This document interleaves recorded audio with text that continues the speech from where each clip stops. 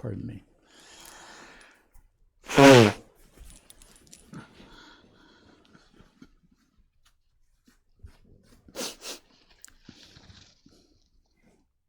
Just a few body functions here. Can't be helped.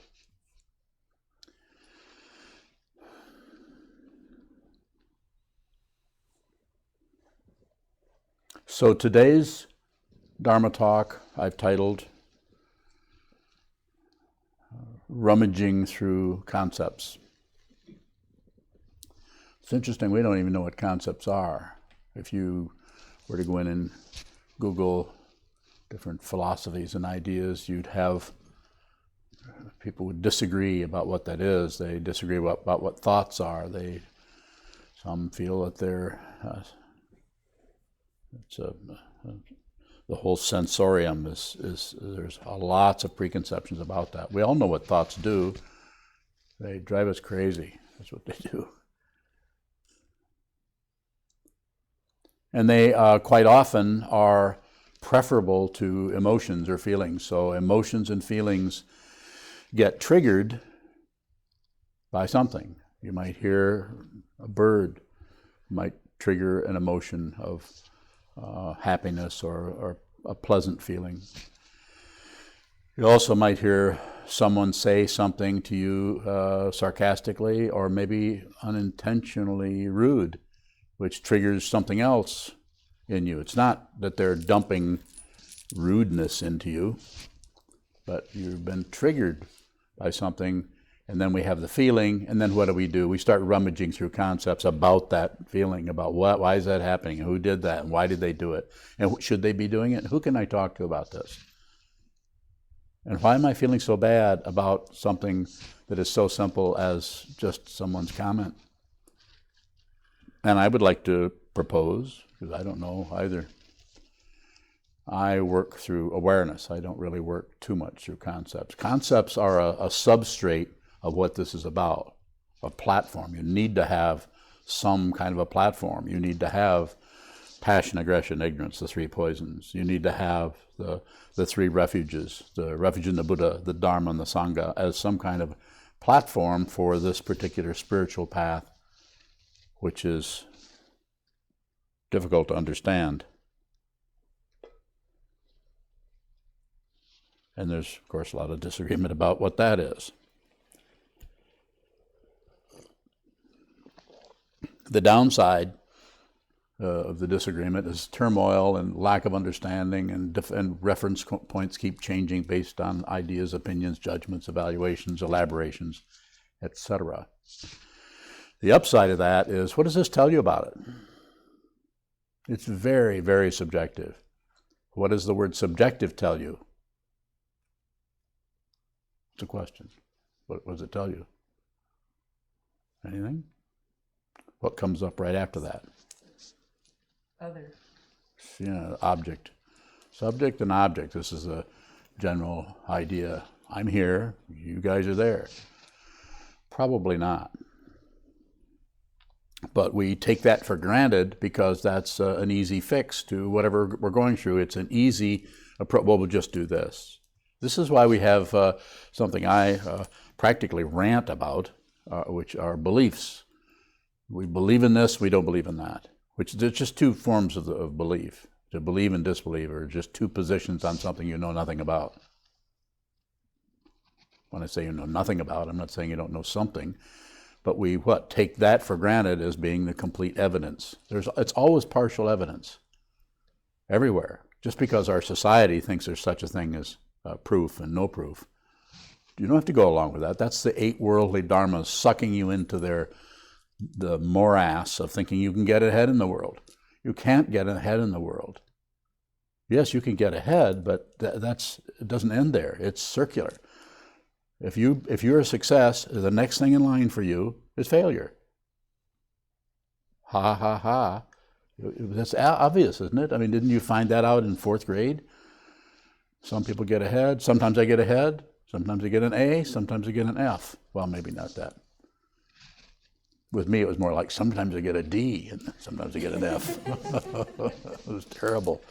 I'm a terrible student. took me forever to even remember how to do long division. All I could see when I saw a long division was the continent of Africa or South America, because it looks like that. And all 9 of them had incorrect answers. I think I still have one of those somewhere. Wrong, wrong, wrong, wrong, wrong. Because I would transpose numbers. So I would never get the right answer. So the idea with the topic of rummaging through concept is that something happens. We have a feeling, an emotion, or something occurs, and we immediately start rummaging. What does this mean? What is it about? Who did it? Why is it happening? Why am I feeling this now? Constant chatter going on that is doing what? Going in circles. And the other thing that it is doing that is very important for you to begin to realize or see is that you are actually leaving the original situation and opting for what? Something else. Because the original situation of just the feeling, you can't have a feeling without space. There's always space in everything. Nothing occurs without, it's like you could have furniture out on your lawn. It's called lawn furniture. But if you're going to have furniture in your house, you need to have a living room, you need to have a dining room, you need to have that. So simple metaphor, but the idea is anytime you have anything that occurs, thinking, a conceptualization, planning, elaboration, all of that, and also any kind of emotional thing that occurs, there's space around that. Comes with the territory. No pun intended. If you see the pun there, we should talk later. Everybody's thinking now. It's a trick. I just tricked you into that. There isn't any pun. There is a nup, though, which is the opposite of a pun. Look it up. Nups. And then there's prenups. Don't forget that. Plan on getting married, you better get one. Or 2. So thoughts are cheap inserts, cheap replacements for the original emotion, which may have had a lot of trailers with it. We call thoughts a lot of little discursive tadpoles around there gathering around the main thing, which would be what, a frog? No, with the main situation, there's all kinds of coming in and all voting or all lobbying. They're all lobbying for, this thing that you're going through. I'm the one that this is about. You need to think about what she said to you and what they did and what happened to you when you were 4 years old. And it's not that there isn't some truth there. Of course there is. But it's never the entire situation. If you want to see the entire situation, you probably are going to need a spiritual path, because the mundane path can do a lot with the mundane path. There's only one problem with the mundane path. Anybody care to venture a guess?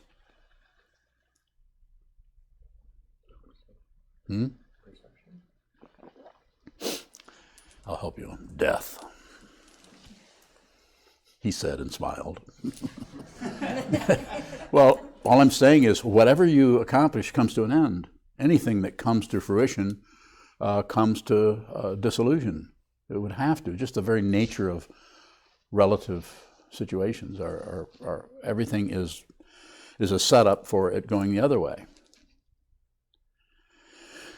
The spiritual path is about seeing that so clearly that you begin to transcend it. You begin to see through that whole masquerade of samsara, the whole hype of the relative situation.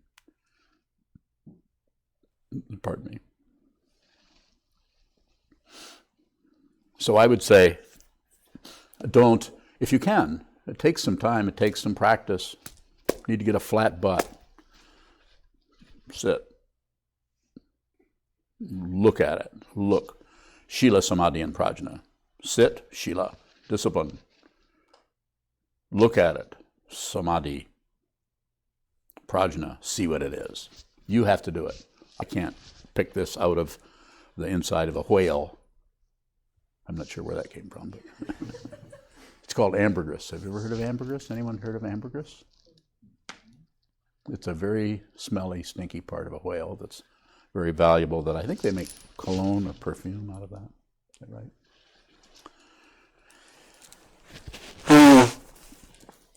Again, pardon me for the noise.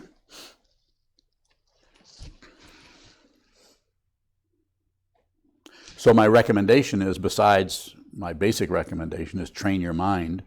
Sit down and see how untrained you are. This is what training the mind is. If you were going to train anything, you would first see the way it's not trained, so that you would get an idea of how when I do this, this happens over here.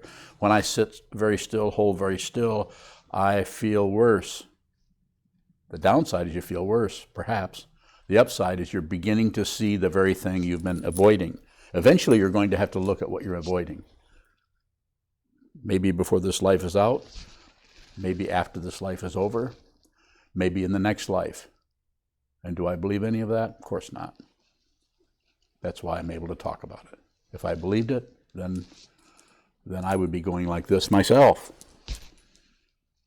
I would be shutting down instead of encouraging you to don't come to any conclusion about anything. Conclusions are that's what people do who are trying to make money. Not that you shouldn't make some money. But people tend to overdo that and see that as some kind of thing that they become gluttonous about it, about money and power. We see it everywhere. So it's very tiring to watch, but not something you can particularly go to war with, because then because it's like it's like fighting with a vacuum cleaner, especially if you're a mouse.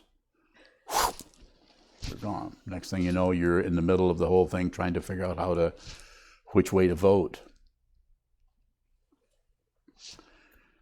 Probably not making a lot of sense this morning. It's all those drugs I've been doing. Coffee, peanut butter, things like that. So coming back to the elaboration or the rummaging around or the looking for some kind of a clue in the conceptual area, I would say leave those concepts alone. Let concepts arise in your mind stream, in your sensorium, or wherever they appear at, or let them arise out of or in or with awareness. Prioritize the awareness. Thinking has been prioritized by our parents, by our culture, by everything. You've got to think. I would repeat to you what my stepfather used to say to me, but I have to swear to do it. But he would go like this. So I'm not saying stop thinking. It's not important to do that, but it seems to be important if we're going to live in a sane, uplifted, respectful way, respectful to ourselves, respectful to others, allowing people to be who they are. Allowing people, one of the most important things you can do for someone, as I think I said yesterday, is a generous thing. You give them your attention. Actually listen to the world. Listen to other people. Listen to the news. Give it a little bit. I know it's discouraging, but do some. Listen if you're talking to your neighbor, to your friend, your mate, your relative. Listen. There's a rule that I set up for some people, and you might take a look into it. It's called 90-10. Listen 90% of the time, talk 10.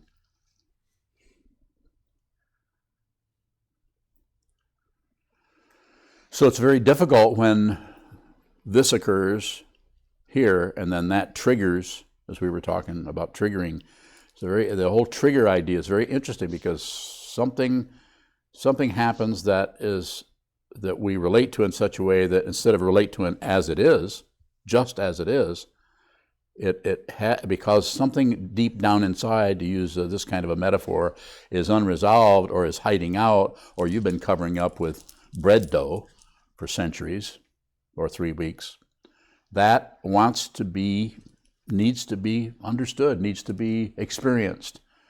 It's like experiences that we start to experience some of it, and it's too intense, we don't like it, so we're going to stuff it, as the saying goes.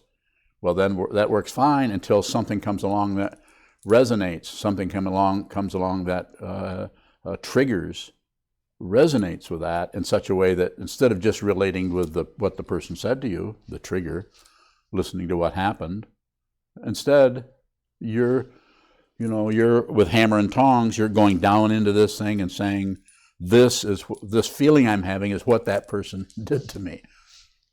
That's ridiculous. So how would you work with that? My recommendation as a meditation teacher would be less is better. Meditation is actually less. Getting up and doing that's more. Doing this, pushing on that, talking about this, talking about that, listening, speaking. This approximates, not much. You sit down, you hold still, and you, initially when you first start meditating, and maybe for several years, you experience how really busy and speedy and chattery the mind is about everything. Constant comment going on about everything. Even if if it starts to slow down, you'll start to have comments about how slow your mind is going. It's relentless. Is that the proper word, relentless? No. Yes.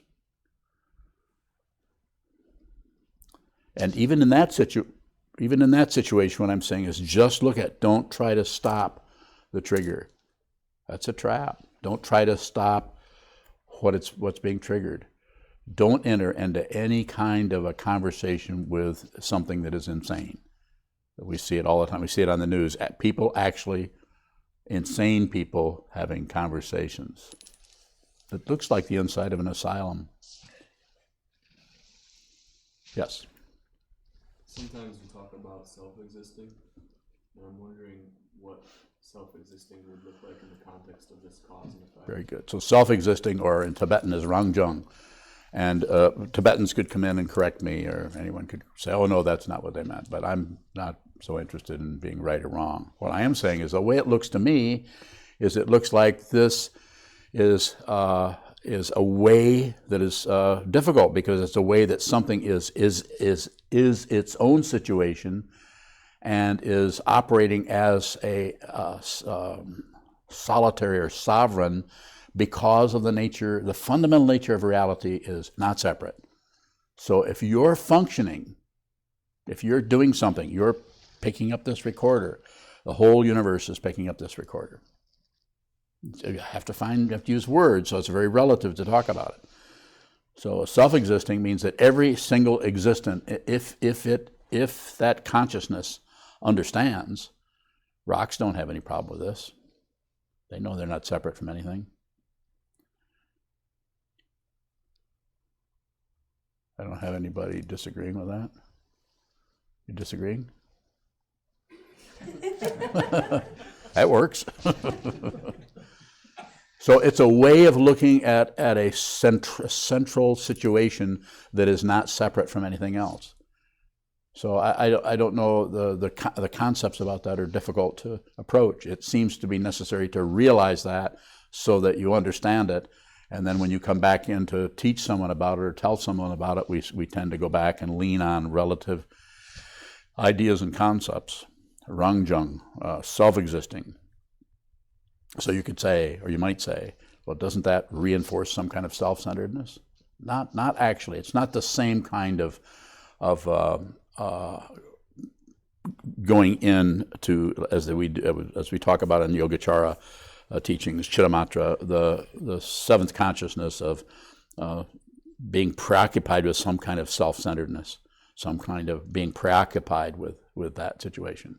So this is why sometimes I say there's both. First, we have to say there's no self, so you can actually begin to look at that. And then when you look at that, you would see that there is not a self in the conventional way that we think of one, and that society and our culture teaches us and reinforces for us. But there's something happening there that shows up in that way. Otherwise, you couldn't. I would look at something and see out of your eyes. So it doesn't go that far that suddenly everything dissolves. That's probably what happens to lemmings or sparrows, barn swallows. If you notice how all fly together. They don't look over and say, oh, he's going that way, I guess I better, that would take too many microseconds. But they just fly together. How does that happen? Is that one mind? One bird? One bird. Yes. Sometimes I notice that I'm having a conversation with someone and something will happen maybe in my periphery that triggers something emotionally, and I get caught up in that. Yes.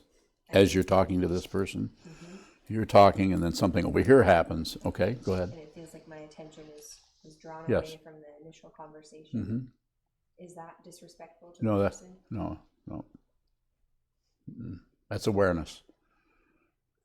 Looking for if something is disrespectful or valid or not valid is that's the area where there's someone there that is concerned with being correct.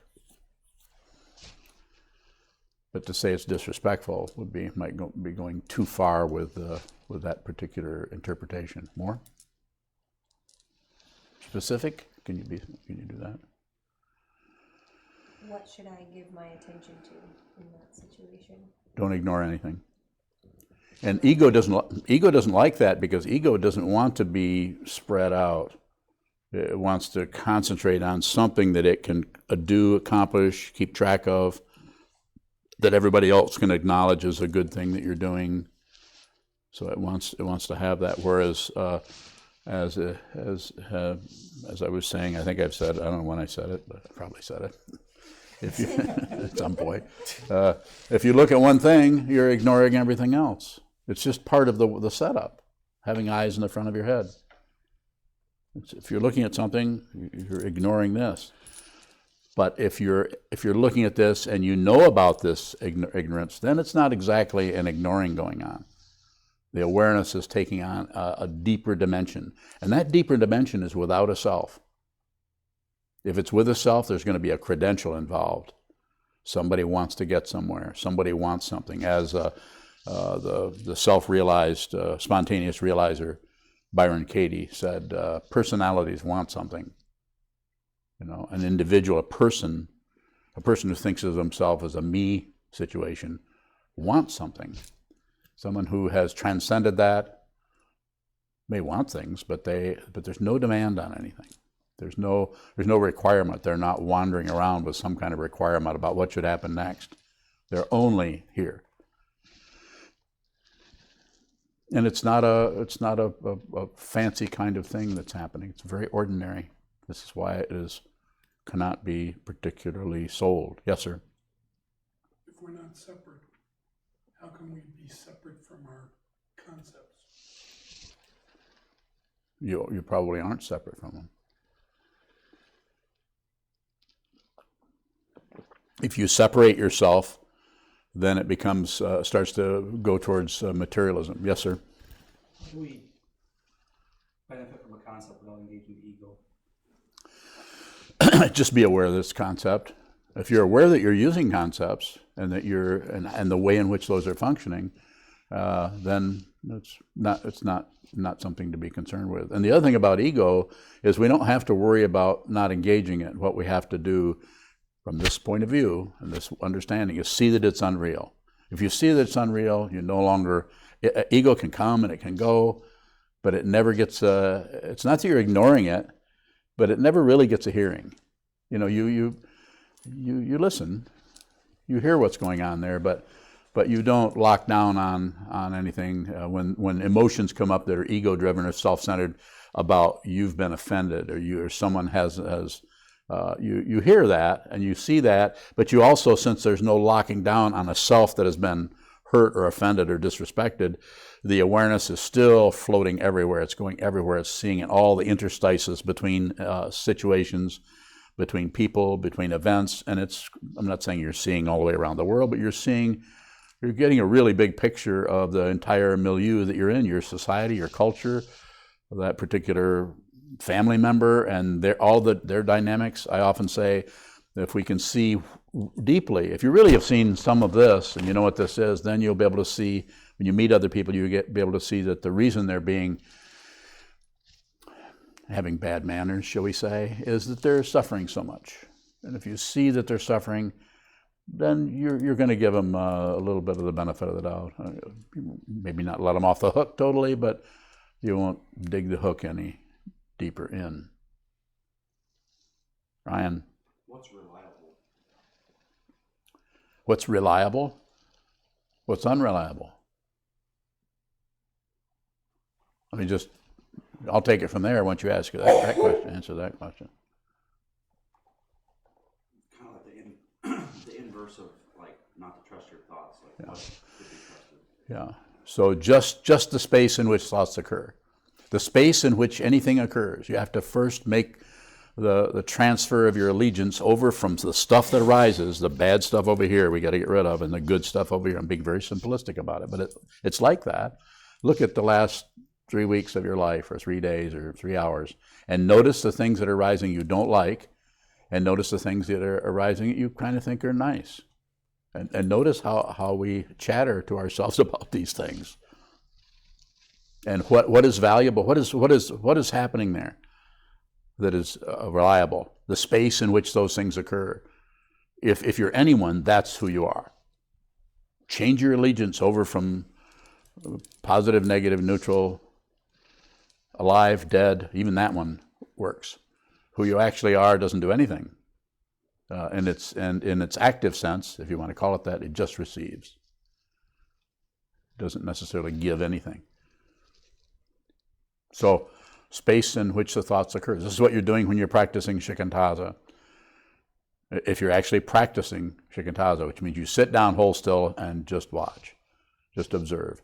Then whatever arises in that situation, you'll notice that the space in which it arose was there way before that arose. It's always there. Eventually, there's just space. And then eventually, even the things that arise in the space are space. Eventually, there's not two. You can't find two things anywhere. You can't find two things. Everything is so tightly wrapped that you can't put a toothpick between anything. Unless I say so. Yes. Go ahead. It seems like when something is triggered, there's a moment where I don't have to follow Yes. the thoughts that are coming up around Yes. that, but it happens so quickly, but it feels that it's much more familiar and comfortable to go into those thoughts, even if they're... It is. It's more comfortable to just feel crappy.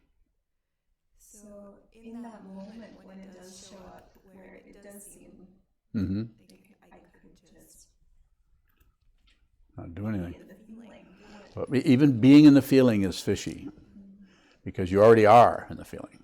So if you double do it, in other words, you're in the feeling, just don't add. Sink, fail, yield. As the talk yesterday was yield.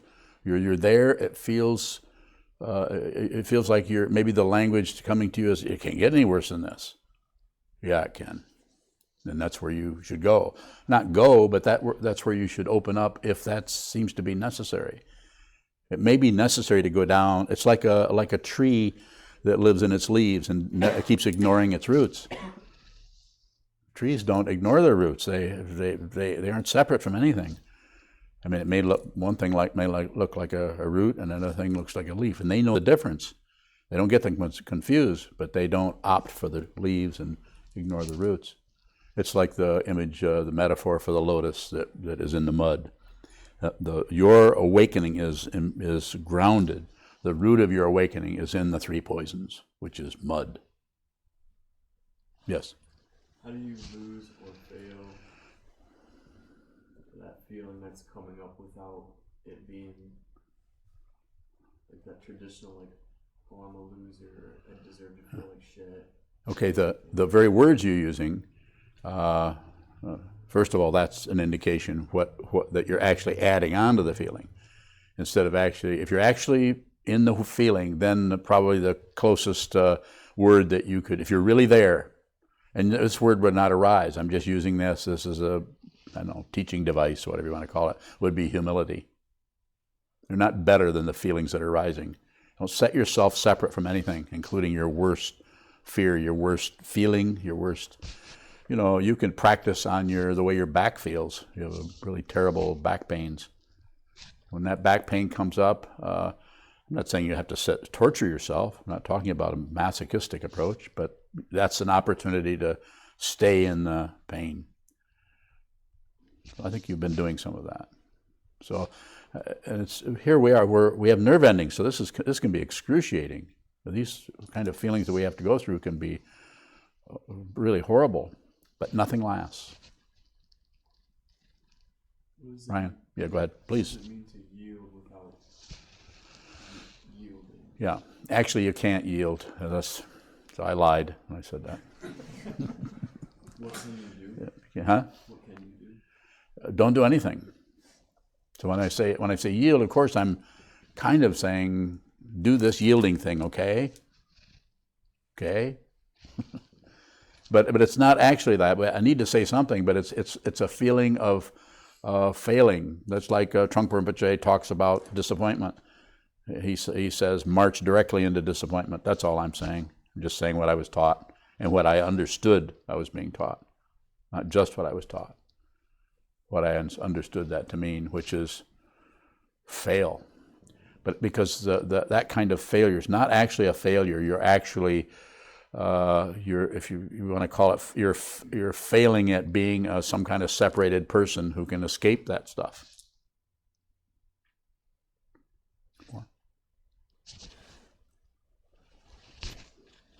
He did? Okay. Is it possible to even read, Nope, to really see this? Because some of it is, not possible. Did I interrupt your question? you answer. I responded to it. I don't know if I answered it.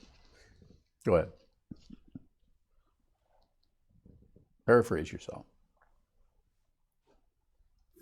Some things in the human existence, the material part of you, are automatic. What's your point? Is it just to see that it is automatic? I don't necessarily agree with the automatic part. I know what you're pointing at, but I don't think it's important to go in with that kind of a concept first and then go back to the seeing of that. And then we're getting into a new kind of philosophy, Michaelism.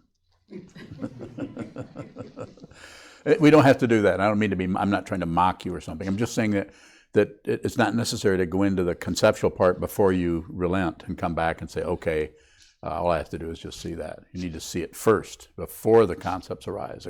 When you need concepts, they're going to be right at your synapses. They'll be right there. When you need them, they'll be right there. Go ahead. I wasn't really talking about concepts. I know I was. Yeah. It just seems that there are some things your eyes blink. I didn't accuse you of anything.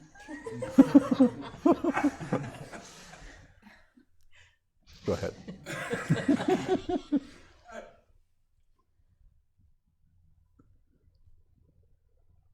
Emotions happen. Is it just to see? Is it just enough to see? Yes. That's enough. It's probably too much, because there becomes someone who sees and something that is seen. So that's why we have to work on this. If you're going to enter the spiritual path, it's going to be a life's work. It doesn't particularly work well as a hobby.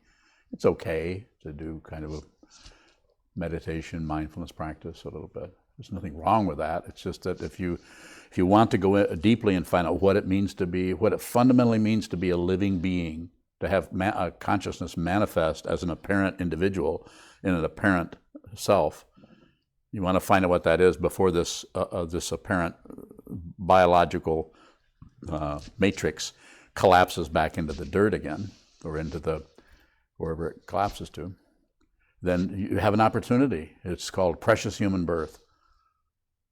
You're here, you're born, you're a living being, and look at the billions of people that just, I'm not saying they're wasting their lives. We're not talking about that so much as, but they're kind of missing an opportunity to really see what this is. Instead, they get caught up in the cycle of success and failure and being better than others and being richer, being more famous. I mean, it's just being Republicans. what? Yes. Sheldon has a question, and then we might have time for one more after that. Okay. Sheldon from Union City asks, what happens to the rummaging through concepts when we realize the space that it occurs in? Well, then they find their own location. It's like, then they may be there and they may not, they arise to the whatever occasion is happening. Then if you need the concept, then your life is being lived out of leading with your awareness. Leading with your awareness means you don't know what's going to happen next. You could live that way. If I can walk in this room with a talk title that I came up with 30 minutes ago, with no notes other than rummaging around through Google for a while. Yeah, I did. I looked on there and said, what is the definition of a thought? And I got in there and I started getting a headache. I'm reading Stanford University's people who sit down and do nothing with their lives but think about thoughts and what thoughts mean and all that.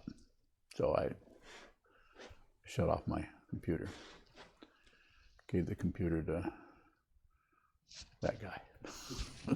Cody. So, I don't know. Leading with awareness. How can we live our lives leading with awareness? Just do it. Look at the wall. If you sit down and look at the wall, hold still, that's how you start stretching, expanding. It's an invisible muscle. You're never going to be able to weigh it or measure it. It's invisible. You'll just notice over time, maybe through some kind of odd kind of contrast, that you are more present. Other people might even say it. They might be curious. They might be freaked out. Well, you're not saying very much, and you kind of might be taken back and say, "Well, I'm listening to you." And they might not say this, but they might think, "Well, that's unusual. You're actually listening. What a change." But it happens like that. You're always yourself. So you're never going to be able to get outside of yourself and look at yourself and think, oh, I used to be this way, but now I'm this. I used to be different, now I'm the same. You're not going to be able to do that. Richard Rahn, the fellow at Shambhala Mountain Center, used to be Rocky Mountain Dharma Center, once in 1975 told me that. I've never forgotten it. He was just another Sangha member. Haven't heard from him since. What Yes. was that quote? What was that? You're always yourself. You're not going to be somebody else. You're always yourself. So even if you are completely tortured, even if you're a torturing person or someone being tortured or torturing someone, you're always who you are. So you're not going to, even if you become enlightened, you're still that person who's enlightened. Except in your case, of course. You'll actually be enlightened. The rest of us will be. Yes. One final question, then we do Yes. have to move. Okay. From Anna Maria out in Brooklyn. Yes, Anna Maria. She asks, how do you practice marching into disappointment and letting it and all things come to you? You do it in your meditation practice. Sit down and schedule yourself. Sit for an hour, 2 hours. Sit for a couple of hours a day. That sounds like, oh my gosh, that's terrible. And not if you do it day after day. Set it up. We have 24 hours in a day. Sleep 15 minutes less. And then by doing that, by not accepting, not rejecting, not looking away, the three poisons, passion, aggression, and ignorance, by doing that, the awareness becomes, it's a relative way of saying it, but something happens that only could be called, the awareness gets stronger. There's more of a priority put on the space in which things occur, awareness, rather than the things themselves, which is fixation. So whatever arises in awareness, we tend to accept it, fixation, reject it, fixation, or ignore it, fixation. So if you don't do anything with it, then it just might move this way, it might move that way, and all you see is it's moving. And at some point, or points, or maybe there's no point at all, it won't move. We should close. Yes. So, yes. So we need to close for the daily Dharma gathering, which is a subscription that you can sign up for. But first we'll stand and dedicate the merit in the back of your blue chant books. Created by Susan Piver and Lodro.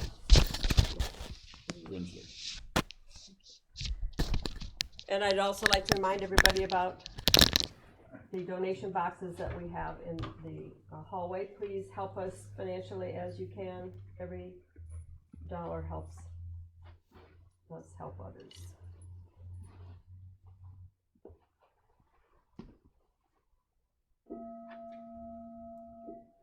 May the merit of this penetrate into all places, so that we and every sentient being together can realize the Buddha's way.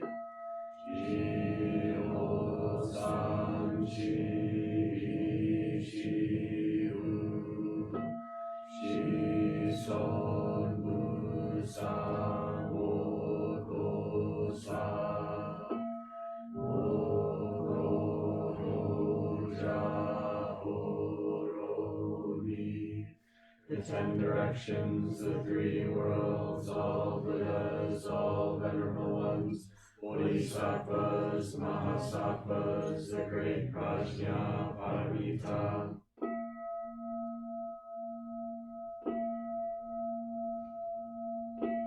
O Buddhas and Bodhisattvas, the 10 directions, the 3 times, please hear us. Please come down out of the light and protect Sokukoji Buddhist Temple Monastery, our Sangha, families, friends, and visitors. Heal everyone who is unhappy, sick, or suffering, and fill them with light.